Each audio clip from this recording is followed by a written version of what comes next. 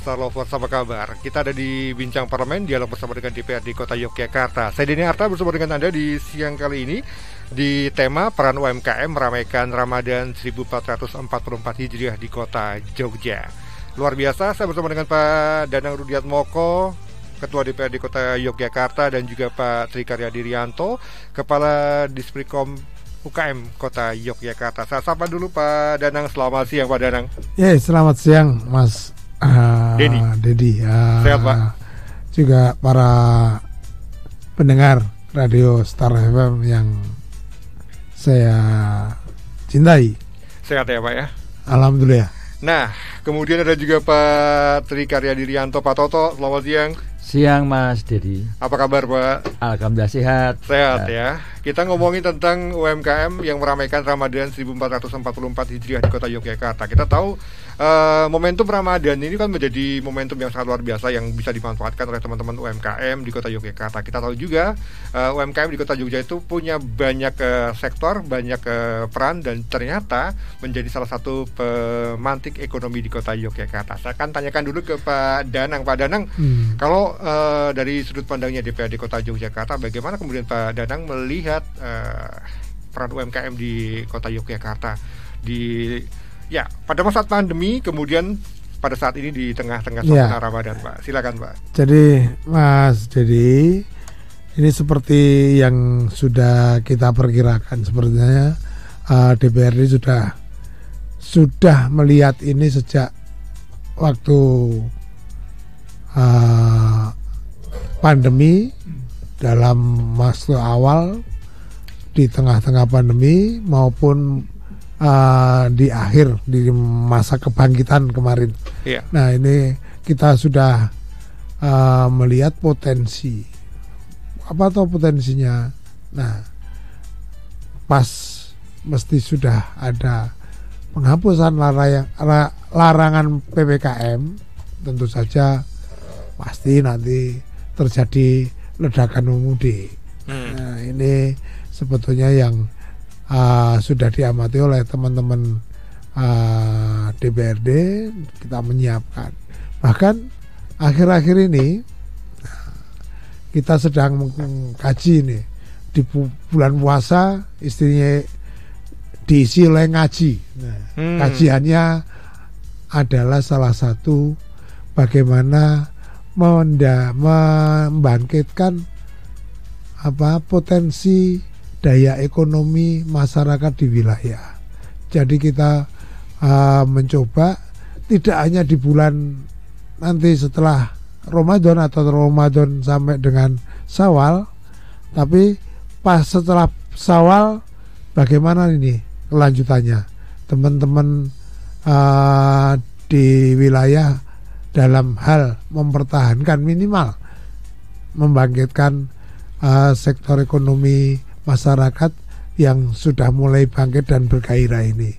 Nah, ini kita kaji dalam di bulan ini. Semoga saja kajian ini nanti bisa mewujudkan kesinambungan atau keberlangsungan pertumbuhan ekonomi masyarakat di wilayah masing-masing. Sementara ini yang kita kaji adalah berbasis kelurahan. Oke. Nah, itu. Pak Danang, kalau banyak orang bilang kan UMKM menjadi salah satu sektor yang terkena dampak dari pandemi COVID-19, tetapi UMKM juga menjadi salah satu sektor yang punya ketahanan yang sangat luar biasa. Bagaimana Pak Danang melihat hal ini, Pak? Itulah yang jadi perhatian kita. Cuman kita juga pengen daya ungkit yang lebih dari itu. Nah, jadi tidak hanya sektor itu tumbuh seperti jamur, tumbuh dengan sendirinya di waktu penghujan, dan nanti kalau pas kering nggak ada ininya. Tapi bagaimana ini selama bisa lebih langgeng. Nah, tentu saja ini butuh analisa, butuh kajian yang lebih mendalam supaya nanti tidak benturan. Nah, ini yang kita khawatirkan, karena memang ini juga potensi ekonomi, tetapi juga potensi ada konflik horizontal di masyarakat. Kalau di momentum Ramadan seperti saat ini Pak Danang, Ya. apakah Pak Danang melihat teman-teman UMKM ini juga mengalami lonjakan omset yang lumayan kerasa nih Pak? Oh ya pasti, ini pasti ada, karena tahun ini mahasiswa mulai kembali ke Jogja. Ramadan tahun lalu, Iya. nah walaupun ada tapi tidak serame sekarang. Itu kan karena mahasiswa sudah mulai beraktivitas dan itu dimungkinkan nanti berlanjut setelah ini para pemudik yang akan memenuhi kota Yogyakarta. Nah, saya penasaran dan Star Lovers pendengar kita juga penasaran dan yang lagi menyaksikan kita juga penasaran juga terkait Iya. dengan bagaimana support dari teman-teman Dewan Pak terhadap UMKM di kota Yogyakarta ini seperti apa supportnya Pak? Nah. Dukungannya kayak apa nih Pak? Ya, supportnya kalau tidak salah tahun ini kita mulai mengadakan, contohnya membuatkan tenda-tenda UMKM yang dititipkan ke kelurahan-kelurahan supaya apa, wilayah ini bisa memfasilitasi. Nah, yang kedua, dukungan permodalan. Kalau UMKM yang ada menjadi mitranya pemerintah kota, permodalan itu insya Allah bisa dipermudah oleh Bank Jogja. Nah ini kita juga menekan bank milik pemerintah daerah untuk bisa menjadi supporting program untuk UMKM itu. Nah ini programnya kita sedang mengkaji juga sampai dengan misalkan bunganya serendah-rendahnya, terus cicilan pertama diadakan, kemudian administrasi bank ditanggung pemerintah kota, misalkan seperti itu. Nah ini wujud dukungan yang ada. Di samping itu, ini bidangnya Pak Toto membuat bagaimana ruang-ruang promosi dibuka. Kita banyak sekali mal di tengah kota Yogyakarta yang bisa dikerjasamakan untuk tempat ajang promosi UMKM. Saya kira mulai ini. Okay. Yang terakhir,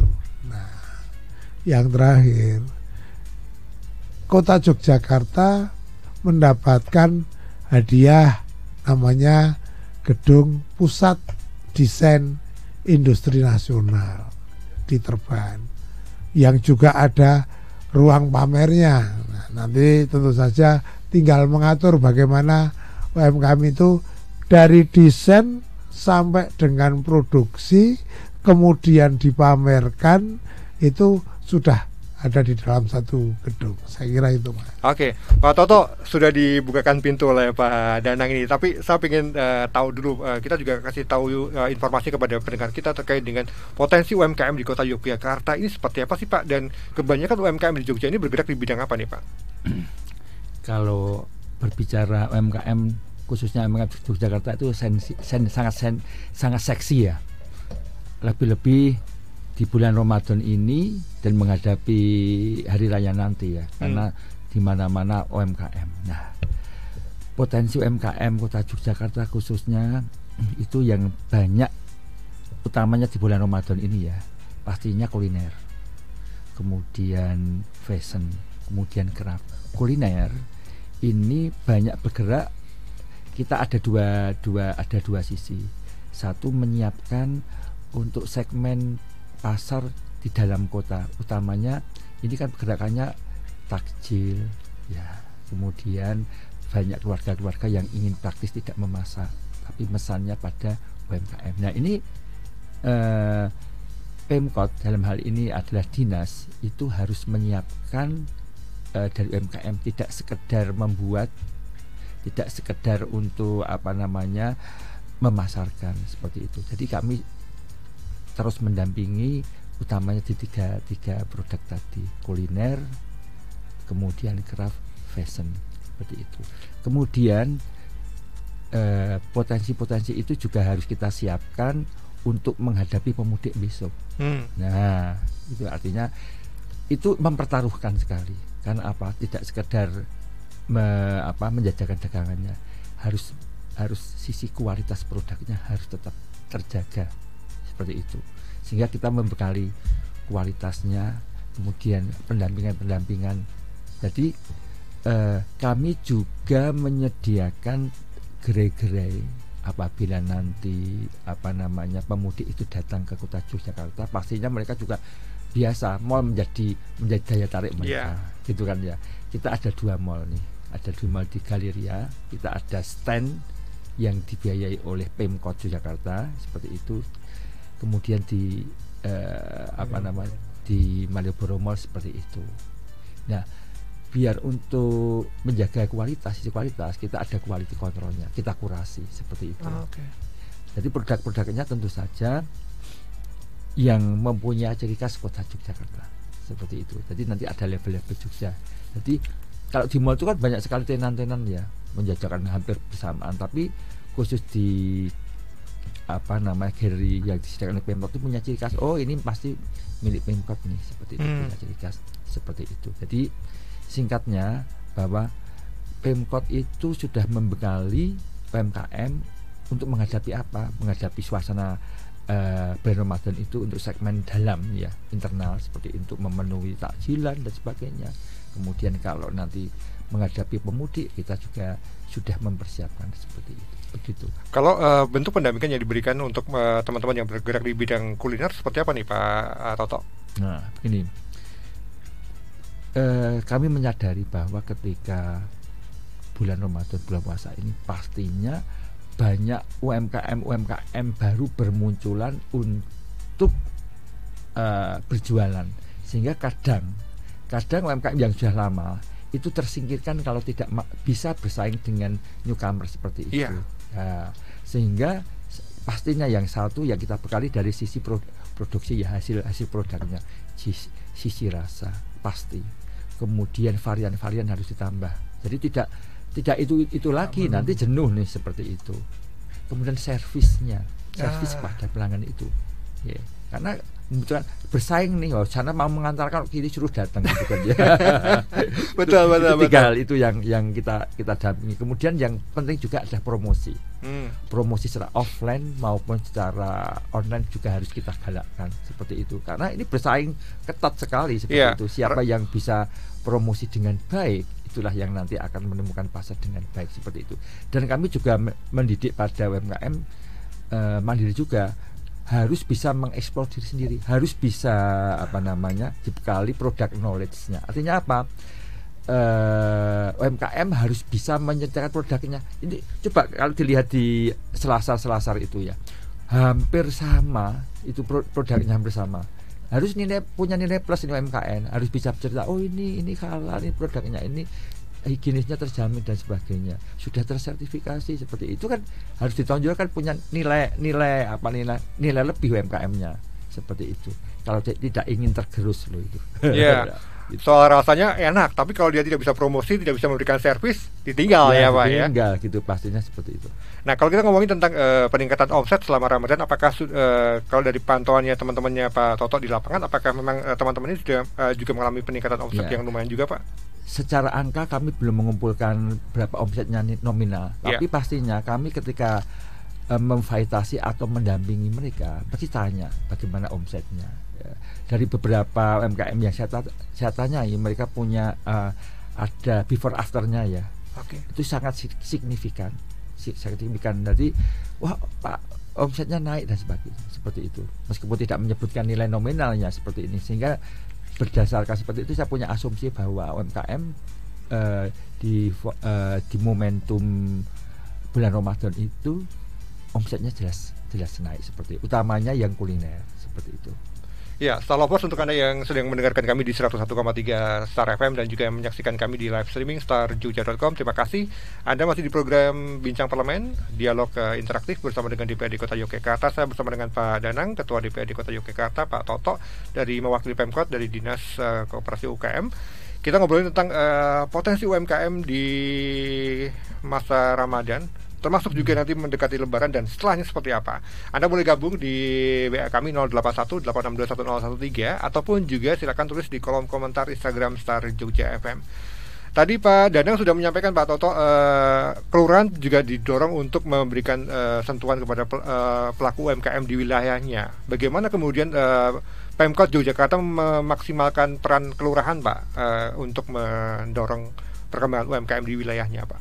Ya, bahwa kelurahan dan kemanten pastinya punya tusi juga, punya tugas dan fungsi juga memberdayakan dan mengembangkan UMKM di wilayah, sehingga kami mendorong tidak mungkin semua pembinaan pemberdayaan itu di cover oleh dinas seperti itu. Ada hal-hal tertentu ketika pemberdayaan itu juga bisa di pick up oleh kelurahan dan kemanteran seperti itu. Nah, banyak event-event besar banyak dilaksanakan di kelurahan, seperti contoh di Gondomanan di Ngupasan ini besok tanggal 2, kalau tidak keliru ya, tanggal 10 sampai 12 bulan April ini akan ada festival kuliner seperti itu. Festival kuliner itu untuk menggairahkan UMKM yang berada di wilayah seperti itu. Bahkan sebelum sebelum bulan Ramadan ini ada case di Kementerian Ngampilan, khususnya di Suronatan kemarin kami sempat diundang juga ya. Ini murni swadaya dari mereka mengadakan mengeksplor potensi wilayah UMKM sana, digelar habis seperti itu. Nah, ini menandakan bahwa inisiasi dari masyarakat dari bawah untuk mengeksplor produk-produk mereka itu luar biasa seperti itu. Dan ini melibatkan semua elemen seperti ini untuk menggairahkan geliat ekonomi di masyarakat seperti itu. Sehingga ini kompetisi antar kelurahan, kelurahan bisa seperti ini, mengapa lebih tidak, ini ada kompetisi sehat seperti ini. Iya, kompetisi yang positif ya. Positif. Betul. Jadi nanti UMKM A, kelurahan apa ini gimana kelurahan A bisa, mengapa kelurahan kita tidak? Sehingga pastinya teman-teman dari kelurahan, dari kemanten sudah ancang-ancang, karena ini strategis sekali. Ini strategis sekali ketika Ramadan ya, itu identik dengan UMKM menjajakan produk, image-nya seperti itu. Iya, Pak Danang, kalau kita ngomongin tentang UMKM yang bergerak di bidang kuliner ini kan tadi disampaikan Pak Toto, potensinya luar biasa, tetapi mereka harus bisa mengupgrade atau menaikkan kelasnya ya. Bagaimana kemudian Pak Danang melihat kemampuan ataupun kesiapan teman-teman UMKM khususnya kuliner di Kota Yogyakarta untuk mengupgrade, meningkatkan kelasnya Pak? Ya, jadi Mas Didi dan pendengar Star FM, itu tadi yang kondisinya itu di Kota Yogyakarta itu, kalau orang bergerak dengan segala kreativitasnya, apalagi di bidang kuliner, sangat banyak sekali. Tinggal bagaimana cara mengemas dan memasarkan.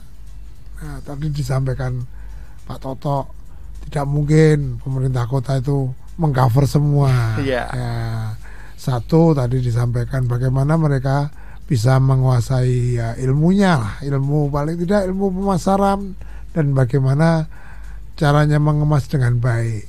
Di samping itu, secara fasilitasi, pemerintah kota itu punya program memberikan sarana, yaitu lolos kesehatan, minimal produk UMKM itu bisa dinilai cara higienisnya menyajikan. Nah, dari situ tanpa mengurangi rasa, tetapi produk kulinernya minimal mempunyai nomor yang dinyatakan higienis, yaitu dengan mendapatkan nomor PIRT. Nah, ini nomor PIRT itu kita bisa permudah di Pemkot untuk mendorong gairah upaya dari masyarakat. Nah, tentu saja tahapan ini mulai bertahap, nanti PIRT terus berkembang terus. Yang disampaikan Pak Toto, misalnya kemasannya baik dan lain sebagainya, bagaimana caranya mengurus sertifikasi halalnya. Nah, dari situ sampai dengan yang namanya lolos dari BP POM. BPOM ya. Nah, kita bisa memfasilitasi itu, dan kami di DPRD juga sudah berkomunikasi dengan kantor wilayah Badan Penanganan Obat dan Makanan. Nah, itu gimana caranya? Ya bisa aja secara kolektif, nanti misalkan itu referensinya dari pemerintah kota, ya tidak akan dipersulit lah istilahnya. Kan setelah ini, tapi syaratnya harus dipenuhi, minimal punya PIRT. Nah, itu yang Mas ini. Iya. Saya menyambung pertanyaan dari yang di Instagram Pak Toto ya, @dewata Edo Armanda, terkait perizinan usaha UMKM makanan kecil. Apakah ada kemudahan yang diberikan? Perizinan tadi Pak Danang sudah membuka sedikit informasi tentang PIRT.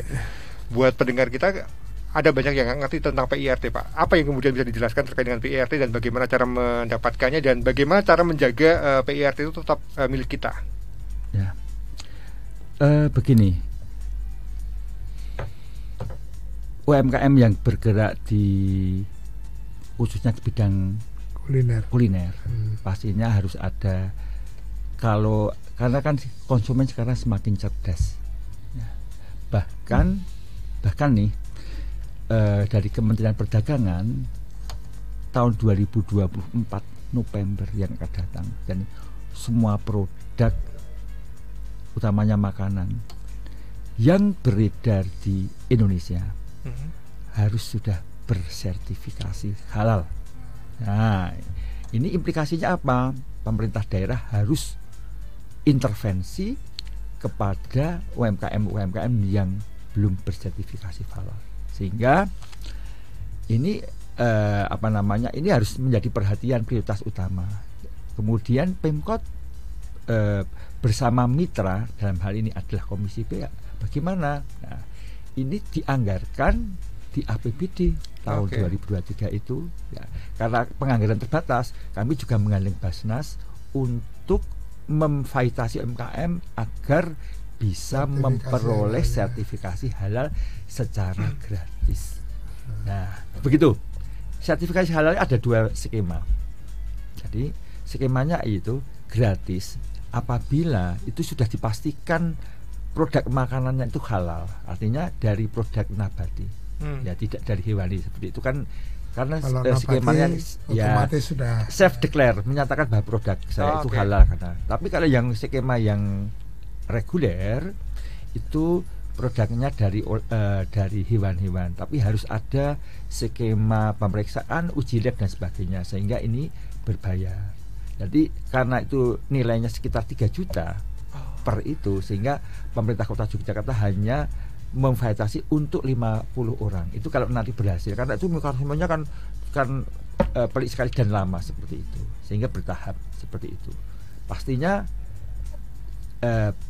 pemerintah itu untuk cawe-cawe untuk mengatasi permasalahan sertifikasi itu halalnya itu PIRT.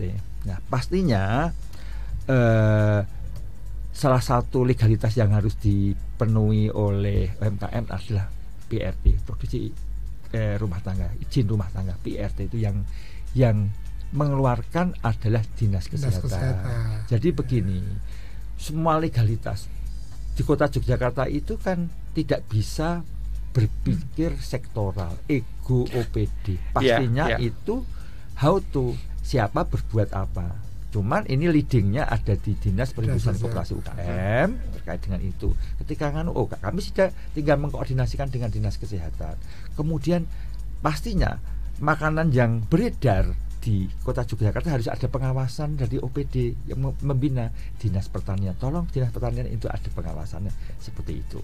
Itu izin, ya misalnya izinnya, misalnya setiap pelaku usaha harus ada izin sebagai pintu masuk, izin-izin yang lain ada nomor izin berusaha NIB. Nah, kami di MPPTSP juga harus berperan seperti itu, meskipun ini dilakukan dengan OSS, online single submission seperti itu, tapi di sana kan ada pelayanan publik itu MPP-nya seperti itu, siap melayani di sana seperti itu. Kalau tidak bisa siap pendampingan, sehingga kurang apa toh ini Pemkot Yogyakarta bersama Komisi BIS selaku mitra kami seperti itu. Ya, Pak Danang, kolaborasi menjadi salah satu satu kunci ya untuk memberikan pelayanan kepada UMKM di Kota Yogyakarta. Bagaimana Pak Danang dan DPRD Kota Yogyakarta melihat kolaborasi dari teman-teman OPD di Pemkot ini seperti apa saat ini, Pak? Ya, jadi gini Mas, ini melihat dari beberapa aturan, ya kalau kita melihat tadi sudah disampaikan, bagaimanapun kan masing-masing sektor punya kepentingan dalam hal ini. Nah, kita melihat, oh ternyata cuman mau jualan produk harus memenuhi syarat banyak banget macam-macam. Nah, kami di DPRD bagaimana hal ini bisa nyambung. Nah, atas pertanyaan Mas Dhani ini, bagaimana berkolaborasi. Nah, sekarang ini teknologi sudah sangat mudah, banyak dan mudah, ya, canggih kayak gitu. Nah, tadi yang sampaikan Pak Toto, ada PIRT, ada halal, ada NIP, nanti ada BP POM, dan yang saya sebutkan tadi. Nah, ini lewat mana pintunya? Dan bagaimana untuk memenuhi semua ini? Nah, ini dibutuhkan sistem informasi yang berkesinambungan. Jangan sampai orang ngurus masih seperti dulu, dari kantor ke kantor, dari dinas ke dinas. Nah, kita sekarang punya namanya mall pelayanan publik. Di mall pelayanan publik kita mau apa nih?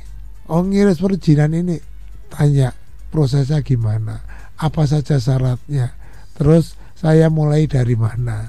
Nah, itu tersedia di sana. Nah, bahkan kami mengembangkan di mall pelayanan publik itu juga ada yang namanya klinik koperasi. Nah, di pemerintah kota juga ada. Bagaimana nanti menghubungkan ini, misalkan koperasi yang menyediakan bahan baku dengan produsen untuk mencari barang yang murah, di mana ada di situ, kita punya daftarnya semua. Nah, kita mencoba merangkai ini semua yang terpecah ini, kita sinkronkan program pembangunan pemerintah daerah Kota Yogyakarta untuk membuat satu program, biar yang berjalan itu adalah suratnya, bukan orangnya. Iya. Bahkan kalau kita sudah gitu, dipantau dari rumah aja bisa kemudian.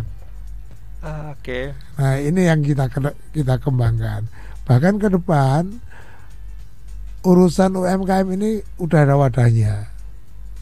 Wadah wadah gandeng gendong. Oke. Nah, di situ bagaimana itu menjadi sumber informasi. Kalau misal nggak ada konsumen butuh, saya mau butuh barang A, tinggal browsing saja lewat handphone, udah ditemukan alamatnya di mana, kita bisa menghubungi. Nah, kita meningkatkan lagi. Ini juga sedang dikaji juga sama DPRD. Bagaimana pemerintah kota di bidangnya Pak Toto ini nanti bisa mengelola yang namanya lapak bisnis UMKM. Oke. Nah, ini kan butuh infrastruktur yang di dalamnya teknologi kekinian yang bisa dikelola, sehingga transaksinya bisa kelihatan. Tadi seperti pertanyaannya Mas Didi, berapa sih omsetnya? Nah, Pak Toto juga menjawab kan, secara nominal kita tidak tahu, tapi ada potensi peningkatan. Nah, bagaimana sekarang pemerintah kota bisa memantau lalu lintas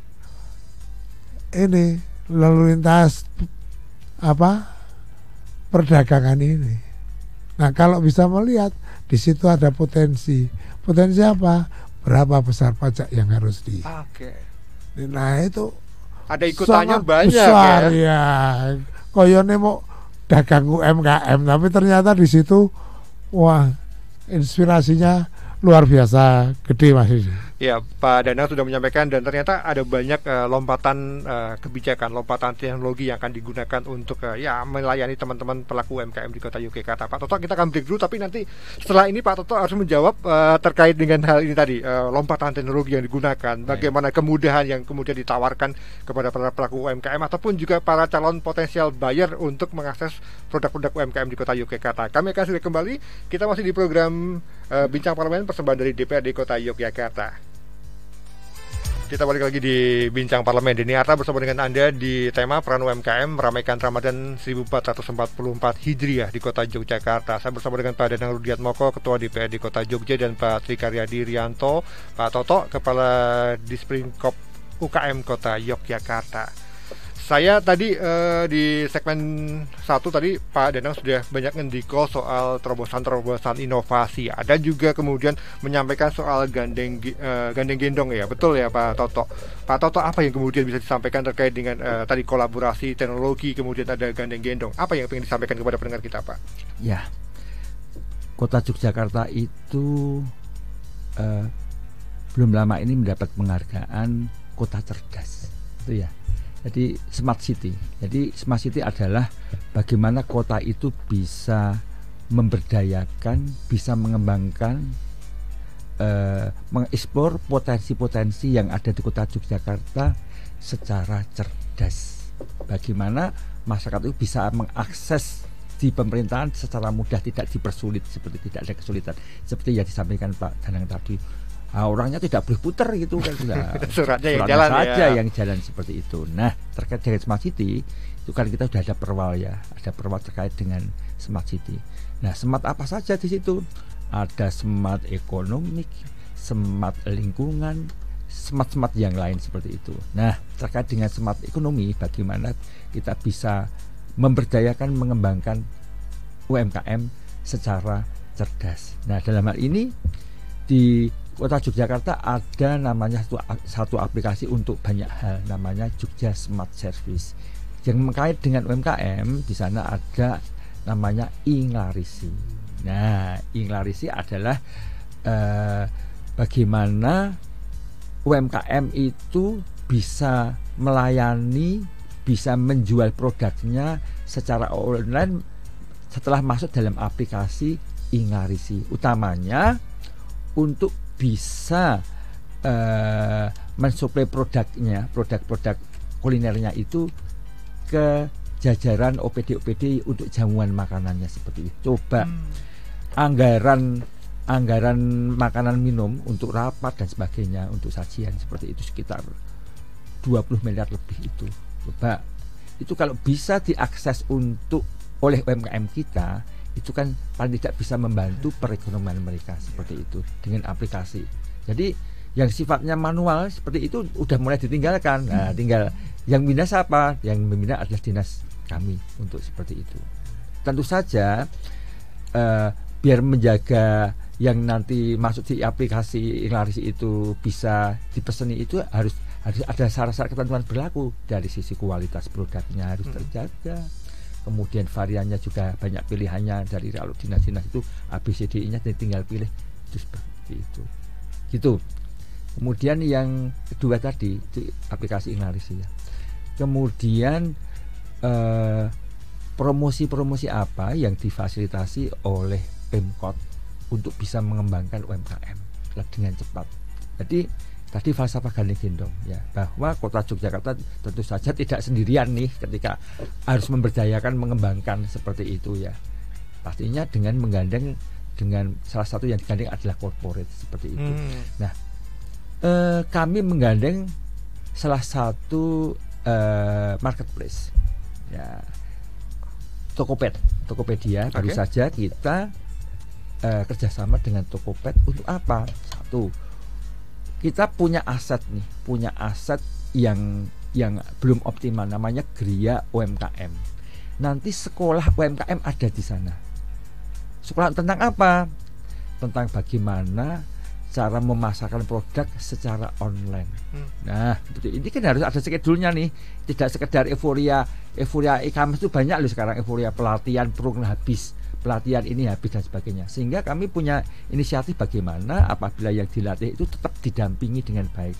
Kalau tidak laku, kenapa? Apakah ini ketika upload produknya itu kurang, cara pemotretannya itu tidak bagus dan sebagainya. Sehingga kami nanti tidak hanya dilatih untuk memasarkannya, tapi bagaimana produk itu biar laku di online, bagaimana pengemasannya, bagaimana pemotretannya, seperti itu, bagaimana menjaga akunnya, seperti itu kan ya. Gitu kan. Karena ini berdasarkan case saya, ketika UMKM itu upload produknya di medsos ditinggal. Ketika ada yang mau transaksi nggak langsung fast respon ya. Ini orang saya bilang ini kapok itu nanti. Iya. Nah, kami tidak ingin seperti itu. Nanti saya tidak ingin UMKM Kota Yogyakarta tidak bertanggung jawab gitu ya. Iya, betul. Makanya kita harus mengambil antisipasi karena kita menggandeng salah satu market seperti itu. Itu akan masalah seperti menggunakan Gria UMKM menjadi sekolah maju digital namanya. Menarik ya. Saya ke interaksi di Instagram. Terima kasih. Ini 2 pertanyaan nanti dijawab masing-masing ya, karena arahnya ke Pak Toto dan juga ke Pak Danang. Saya ke Pak Danang dulu ya.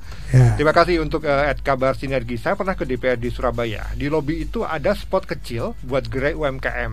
Nah, kalau di Jogja sudah ada belum ya Pak ya? Monggo Pak Danang. Ya. Dari siapa ini tadi? @kabar sinergi. Oh, Mas Kabar lah istilahnya. Ya. Gini, kita sudah ada respon itu. Kita sudah melihat tempatnya. Sekarang di DPRD Kota kita perbaiki space-nya. Nah, ternyata memang kalau untuk menampung UMKM seperti yang di Surabaya ataupun di Cirebon, nah kita merasanya kok hanya segitu tempatnya. Nah, kita moga-moga tahun ini terlaksana dan dapat kontraktornya untuk melaksanakan itu. Rencananya kita akan bikin pendopo di depan kantor. Itu ada kolam yang enggak bermanfaat. Ini akan kita dirikan pendopo. Nah, di pendopo itulah nanti setiap hari Senin sampai Jumat, apabila tidak ada acara yang mendesak dan dimanfaatkan, bisa dipakai untuk gerai UMKM, rencananya gitu. Jadi di depan kantor DPRD ada kolamnya kita tutup, diganti pendopo, dan disitulah nanti tempat untuk UMKM. Terus siapa yang bisa menempati? Kita tidak tebang pilih. Di Kota Yogyakarta itu kita menyadari banyak dibentuk Forkom, Forum Komunikasi UMKM, itu binaannya Pak Toto ini. Forkom.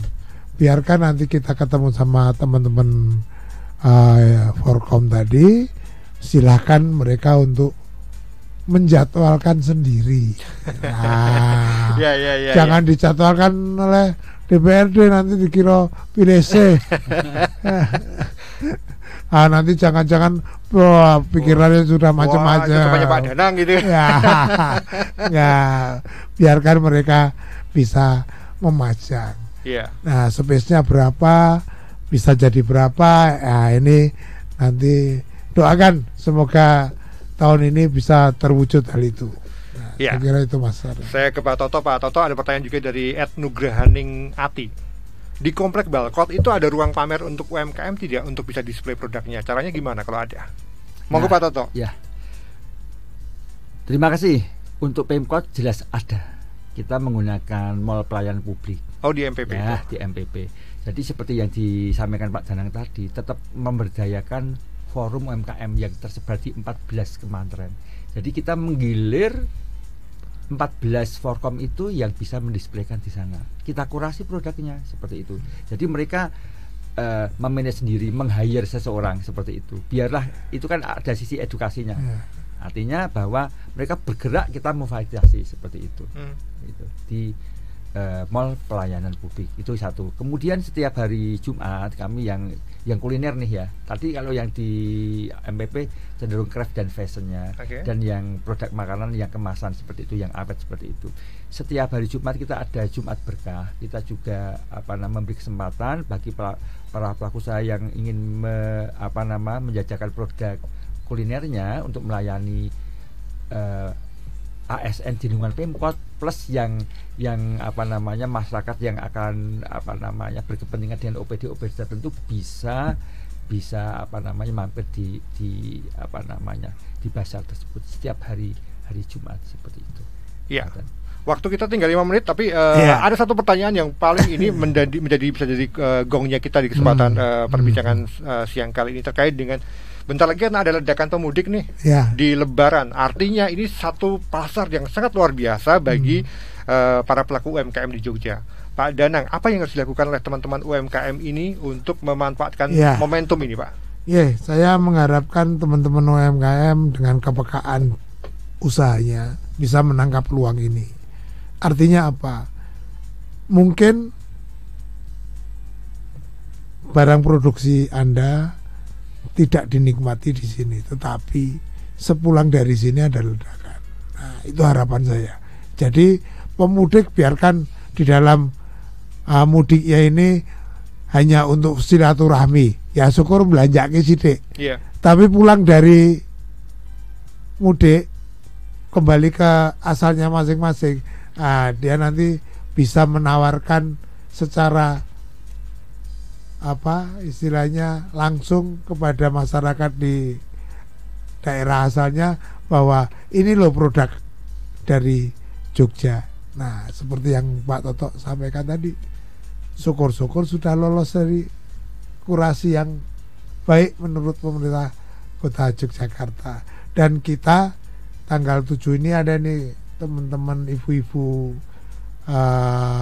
penggiat UMKM bersatu menggelar acara di Pusat Desain Industri Nasional di Terban untuk menggelar produknya.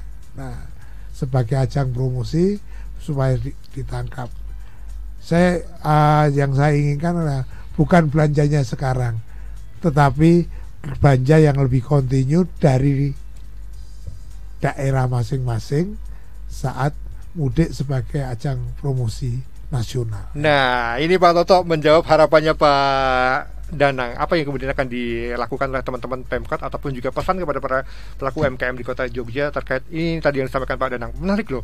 Tidak hanya pada saat Lebaran nanti, tetapi setelah itu loh ada banyak peluang yang bisa didapatkan kalau Anda berhasil meyakinkan untuk ayo produk saya bagus nih. Baik. Untuk menghadapi Lebaran ini kami sudah menyiapkan 2 gerai di Galeria dan Malioboro Mall seperti itu.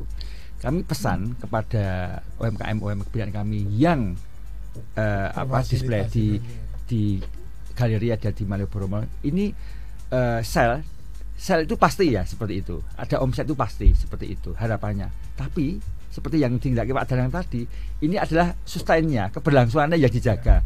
Sehingga ini adalah arena mempromosikan produknya. Harapannya ada repeat order nih. Mereka pulang harus bercerita nih, aku beli di mana? Oh, ini di Galeria. Oh, di Malioboro Mall. Ini di Gerai Jogja itu loh ada seperti ini. Sehingga artinya apa? Kami membekali UMKM, cobalah bikin produk yang unik seperti itu, yang dimaui oleh pasar, bukan apa yang kamu buat seperti itu, tapi buatlah produk yang sesuai dengan pasar segmen yang sekarang baru digandrungi seperti itu, yang bisa menangkap peluang-peluang. Terakhir, kami pesan jangan sampai merusak citra Kota Yogyakarta. Apa itu? Jangan terulang kembali istilahnya nutuk mumpung banyak pemudik sehingga harganya di luar standarisasi. Karena Mas itu cerdas itu nanti. Karena kalau sampai itu viral habislah riwayat selesai seperti yang harus dijaga seperti itu gitu kan cerdas seperti mosok dompet ini mestinya harganya seharusnya 100.000 dijual 500.000 kan tidak wajar seperti itu. Nanti jangan sampai ditinggalkan, khususnya ditinggalkan oleh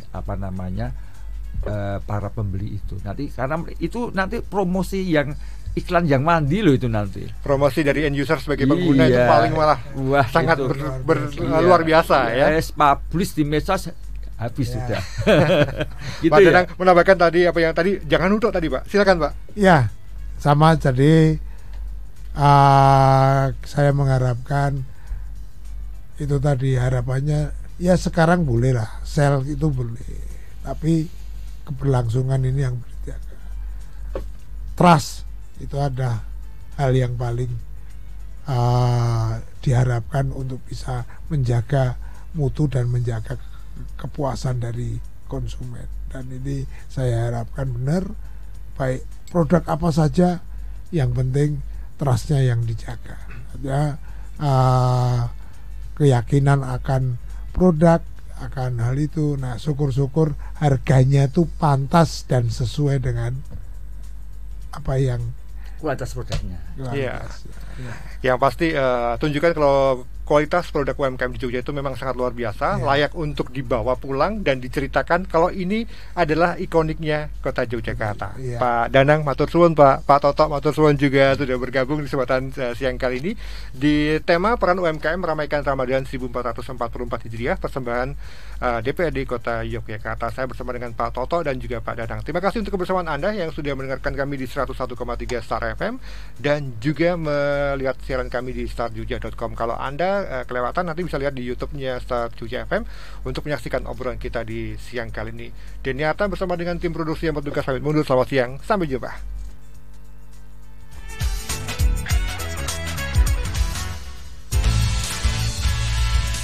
Terima kasih Anda telah bergabung di Bincang Parlemen 101,3 Star FM. Inspiring Sound.